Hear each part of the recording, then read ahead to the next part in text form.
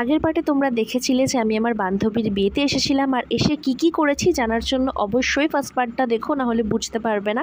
আর এখন আমরা খাওয়া দাওয়া করতে বসেছিলাম, আর মেনু কার্ডটা তোমাদের একবার দেখিয়ে দিচ্ছি, কারণ আমি সব তো খাবো না, তাই তোমরাও একবার দেখে নাও কী খাওয়ার দাওয়ার ছিল ওর বিয়েতে।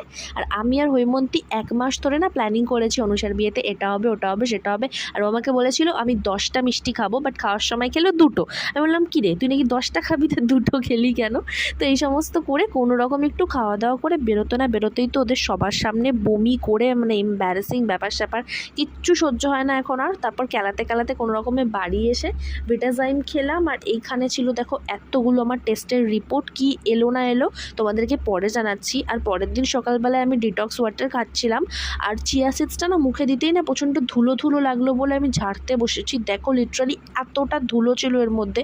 ফ্লিপকার্ট থেকে অর্ডার করেছিলাম আমি এটার, এরকম অবস্থায় আমি এতদিন খাচ্ছিলাম, ভাবো।